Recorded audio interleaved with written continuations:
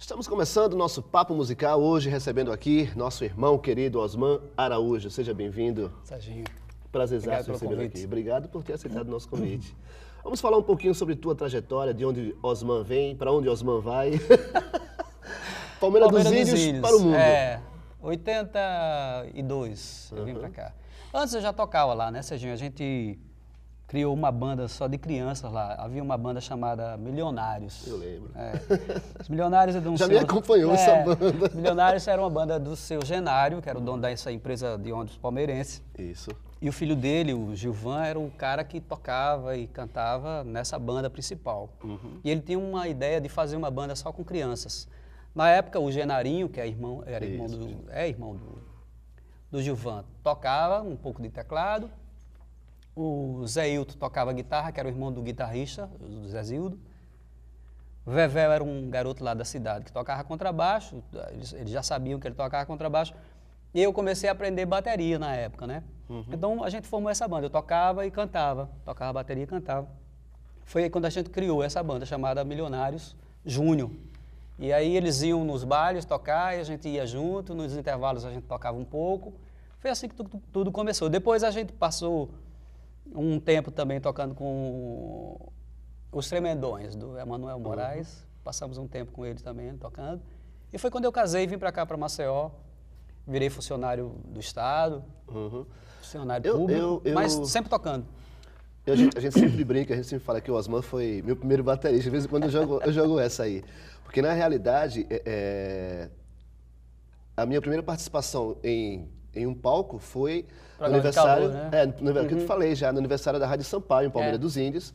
E eu não lembro se eram os Tremendões ou os Milionários que já estavam tocando. Milionários. E Osman estava tocando, era baterista novinho, né? Foi no cinema? Foi no cinema, no Cine Palácio. Isso mesmo. Cara, você tem alguma coisa daquela, alguma foto? Não tenho nada aqui dali. Na verdade, daquela época eu não tenho praticamente nada. Algumas fotos me foram dadas depois pelo próprio Genarinho e um menino que também cantava com a gente lá, fazia guitarra base, o Helder, e ele me arranjou uma foto da gente tocando ali em frente à igreja, naquela cidadezinha lá próximo, pô, Canafístula. Canafístula. Que a gente tinha a festa da Pinha, né? Sim, festa da Pinha. Acho que tem ainda hoje. Nem né? sei, acho que sim.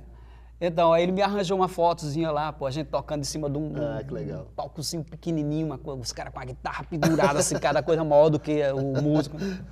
É uma das poucas fotos que eu tenho dessa época, mas muito pouca coisa eu tenho mesmo. Algumas fotos, nada gravado, não havia essa preocupação, né? Na época de gravar nada, nem... o único registro que a gente, às vezes, conseguia era a própria foto, né? Mas pouca coisa eu tenho dessa época. Até tem uma foto que é, assim, para mim, é antológica, que é uma oportunidade que meu pai também era guitarrista, você lembra, né? Deve lembrar. O meu pai tocava guitarra nessa banda, os Tremendões, a segunda banda que eu participei. E eu fui tocar bateria na banda, então tem uma foto da gente tocando junto, ele tocando guitarra e eu tocando bateria, o Pivetinho e ele lá tocando. Essa é uma foto legal. Que legal. E Maceió, como foram as experiências? A primeira experiência? Quando eu vim pra cá, eu conheci o pessoal da banda Raízes lá, eles ensaiavam no Clube Fênix, Alagoana.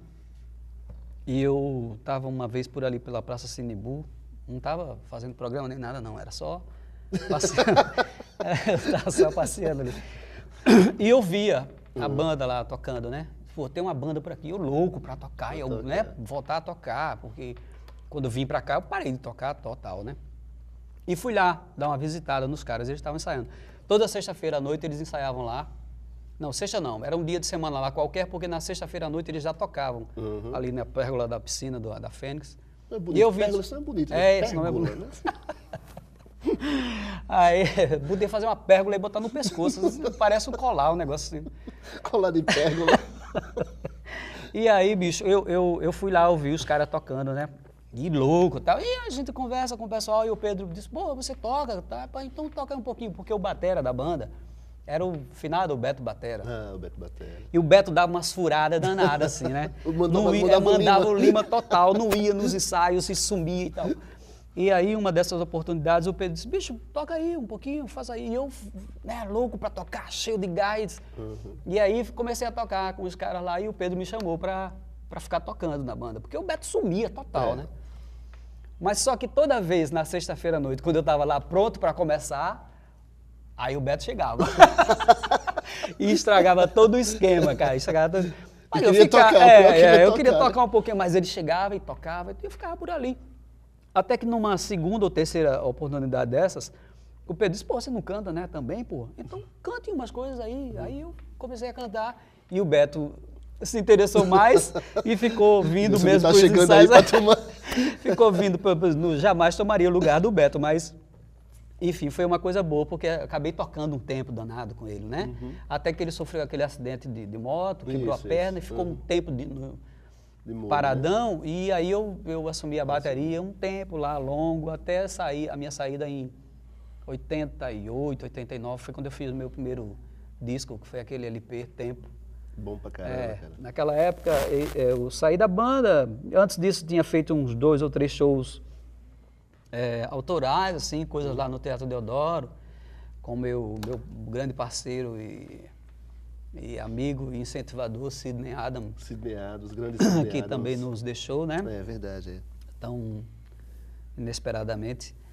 Mas, enfim, nós fizemos algumas coisas juntos, dos shows lá, autoral, até que, quando eu fiz o meu disco, em 89, viajei para o Rio. Fiquei um tempo lá porque eu havia tido uns encontros aqui com o Djavan. E eu queria mostrar o disco para o Djavan.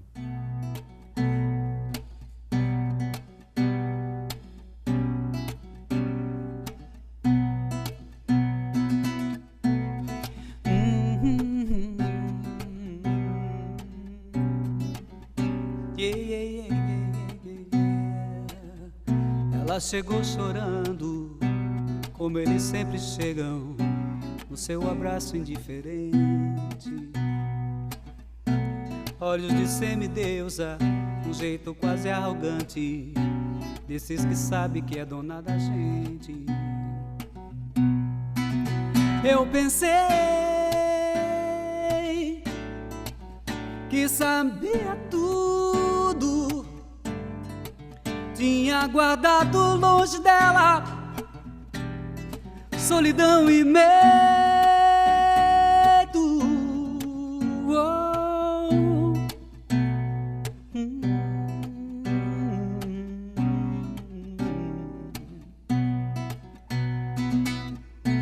E fez de seu diário, falou de sentimento, do coração partido e da dor. Despedaçou-me inteiro, fez cair meu reinado, eu que jurava ser o seu primeiro. Eu pensei que podia tudo, tinha guardado longe dela solidão e medo. Como esquecer eu que lhe dera tudo, a noite inteira feito um cão, fiel, atento, vigiando, guardando sono seu. O tempo passa, tempo sem graça. Como esquecer os passos inseguros que imitavam os meus, cada palavra secreta. Quando eu era o seu Romeu, eu já previa, o tempo traria o adeus.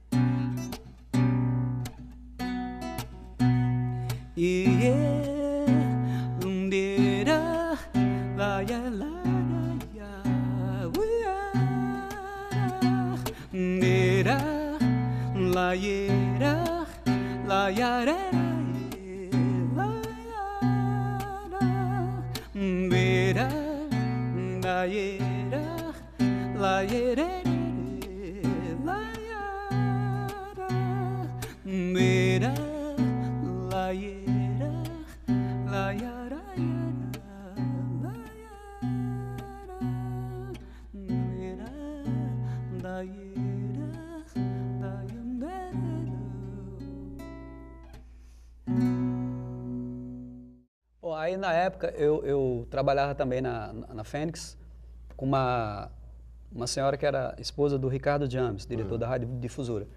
E eles eram compadres do Djavan. E eu falava muito que queria conhecer e tal. Uma vez eu trabalhava na SECOM, na Secretaria de Comunicação do Estado, e o Ricardo me ligou. Osman, bicho, tem um negócio aqui e tal. Ele e o Pedro Gá. O Pedro Gá do nosso querido Tony Câmara. Isso. E aí me ligaram lá da casa da mãe da Rubênia, que era esposa do Pedro Gá. Eles estavam lá no Trapiche, numa reunião lá com o Djavan. Comendo caranguejo lá e tal. E eu peguei fui-me embora pra lá, né? Nem que fosse a pé ainda, né? Cheguei lá e tava um negão lá, sentado, tomando cerveja, na maior tranquilidade. Ele, assim, em todas as oportunidades que eu tive de conversar com ele, ele é um cara muito simples, né? Muito simples. E nós conversamos longamente lá. Eu falei da ideia de... o Pedro me apresentou e a gente conversou pra caramba. Eu falando da ideia que eu tinha de fazer um disco, e queria fazer um disco. A gente conversou sobre o disco que eles tinham feito, aquele disco Luz, com a participação do Steve Wonder na gaita e tal. Isso. E eu perguntei como era aquele negócio da participação de uma artista internacional no disco. Eles estavam gravando nos Estados Unidos, no estúdio lá, eu acho que em Nova York, e o Steve Wonder estava gravando no estúdio anexo lá do lado. Então os caras se encontraram ali, né? E é uma conversa muito, assim, informal. Bicho, estou fazendo um disco, dá para tocar uma coisa no... E pronto, foi assim, né? Bom, e essa foi a primeira oportunidade que eu tive de encontrar com o Djavan. Depois eu terminei o disco, quer dizer, estava praticamente pronto o disco, nós nos encontramos de novo numa casa lá em Guaxuma, que ele vinha sempre todo final do ano, e o Ricardo era que organizava essa recepção ao Djavan e tal. E eu fui lá e disse que o disco estava praticamente pronto, mas ele disse, olha, espere terminar mesmo, queria mostrar algumas coisas. Não, espera terminar o disco, você manda para mim. Deixou o endereço do Rio, da casa dele, lá na Barra da Tijuca, e telefone para contato e tudo. Na época, quando eu terminei o disco, eu estava tão empolgado com a carreira de música, as coisas podiam dar muito certo, porque a gente tem esse sonho, você sabe que a gente, com certeza, né, espera mesmo, quem trabalha com isso, sonha que vai acontecer alguma coisa muito boa, certo, muito né? grande. Isso dê certo, né? E então eu fiz as malas aqui, botei o disco dentro da mala e fui embora para o Rio de Janeiro. Aí lá liguei para ele, disse, bicho, você disse que eu podia mandar o disco, eu vim trazer aqui na mão mesmo. E o cara que me recebeu lá no Rio, eu fiquei um tempo na casa de uma amiga chamada Celi, e o cunhado da Celi era baterista de uma boate lá no Rio, da Boate Vinícius. Então o Aldair me recebeu lá, e foi o cara que me fez os contatos lá, tal. No dia que eu quis ir à casa do Djavan, ele que me levou, né? E nós nos desencontramos, porque eu fiquei tão ansioso em ir ao encontro do cara, que eu fui antes. Procurei saber como era que chegava lá, o endereço e tal, perguntei para lá um vizinho, o cara disse, você pegou o ônibus assim? Me perdi, passei direto do ponto, caiu o cara do próprio motorista, disse, não, fica aí tranquilo, que eu na volta lhe deixo lá no lugar. E eu fui, e ele já estava lá na porta esperando, cara, preocupado, porque eu tinha demorado muito, desde a hora que havia saído de casa. Enfim, Sérgio, nós conversamos demais na varandinha dele, assim. Ele ia ver um show do Emílio Santiago nesse dia, e os meninos dele ainda eram pivetões, a Flávia e o Max, né? E o Max botou a cabeça na janela assim, disse, pai, pô, o show. Ele disse, não, a gente vai outro dia. A gente vai outro dia, a gente vai. Hoje, nós conversamos longamente, falamos sobre quase tudo, né? E numa oportunidade lá eu disse, bicho, eu trouxe um disco, aquele disco lá que eu queria lhe mostrar, trouxe pra cá, e eu queria que você ouvisse aí e me desse uma força. Aí ele disse, cara, aqui não tem esse negócio de força. Ou você é bom no que você faz, ou porque o mercado é assim, exigente. Eu não tinha nenhuma dúvida sobre isso, né? Mas quando eu sugeri a questão da força, era que ele mostrasse, e foi o que eu disse, bicho, eu também sei que não foi fácil para você chegar aqui, negro, nordestino, pobre e tal. As coisas só aconteceram para você porque você é realmente o cara, né? Você, o mundo inteiro reconhece você como sendo uma referência, né? Um nome de expressão mundial, não é porque você conseguiu isso à toa, você conseguiu porque tinha talento. E se você só quero que você escute o disco. Se o disco for alguma coisa que tem uma certa relevância no contexto da música, mesmo que seja para nós lá de Maceió, de Alagoas. Aí você aponta isso, ou então você diz, meu irmão, volta para lá, segue esse caminho, faz outra coisa. Bom, a conversa foi essa, né? Ele disse, mas você deixa aí o disco que eu queria ouvir com os meninos em casa, assim, para não ter essa interferência, né? Você está do lado, a gente se constranger de tecer uma opinião, um comentário, né? Que você não se sinta ofendido, né? Eu digo, é muito procedente, isso, muito legal. E voltei para a boate, que eu estava tocando na Vinícius. Tocava bateria e cantava lá na boate de Vinícius. Com a Rose também, não, nessa época? Não, a Rose foi bem depois. Já foi na minha segunda viagem para lá, que eu estive lá no Rio em 2 momentos. Então, um dia eu estou tocando lá, que a gente tocava, era fácil tocar na boate, porque você tocava 45 minutos, parava 45, tocava 45, era muito fácil. Assim. Você fazia 4 entradas dessa, pegava a sua grana e tal, tudo bem. Enfim, aí eu estou lá, o cara disse, tem um telefonema para você ali no escritório. Aí eu fui lá. Alô?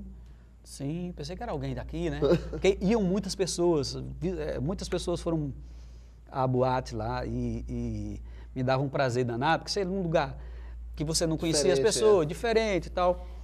Nada melhor do que receber a visita de um amigo, né? Bom, enfim, muitas pessoas foram para lá e visitaram a gente lá na boate. Aí eu atendo o telefone, é o Djavan que está falando. Bicho, a minha perna quase quebrou assim, Serginho, tremia, velho. E a conversa com ele, cara, foi um negócio assim, maravilhoso, sabe como é? Daquelas coisas que você... Conversa sincera, né? Bicho, olha, eu vi o disco, tá retado o disco. Não com essa palavra, né? Ele deve ter dito outra coisa, mas tá bom o disco. Você está cantando muito bem, os caras que te acompanharam, legais, os músicos, as músicas.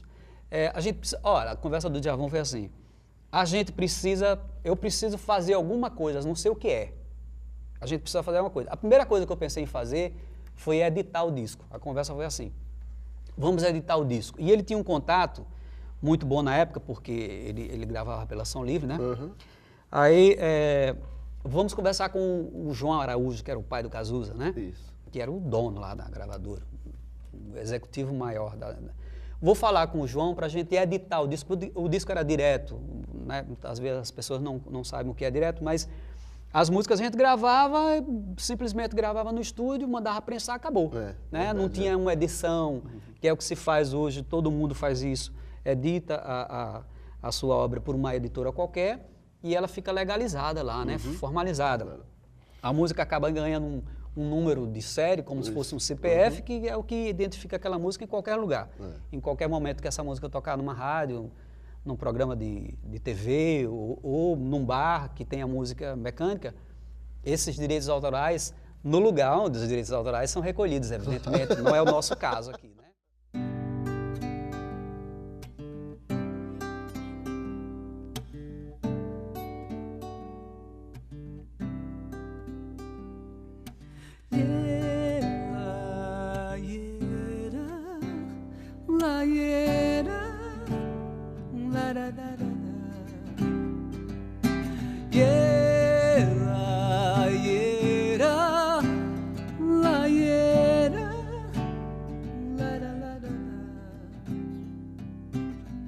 Se eu fosse um beija-flor, voava até achar teu ninho, te enfeitiçar de amor, pra não morrer de amor sozinho. Ó doce luz encantar os olhos da mulher amada. Ó lua, vem cantar também. Eu hoje amo mais que nunca.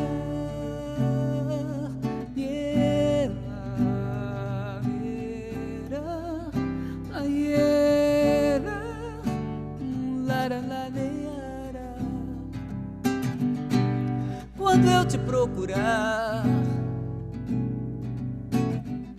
talvez o amor não seja tanto. pode o tempo passar, não vai passar o teu encanto. Ó doce namorada, tão pura e linda quanto a flor. Se um dia alguém morrer de amor, não chore, foi um beija-flor. Lua namorada, por favor, traz a minha amada, meu amor. Lua namorada, por favor, traz a minha amada, meu amor. Lua namorada, por favor, traz a minha amada, meu amor. Lua namorada, por favor, traz a minha amada,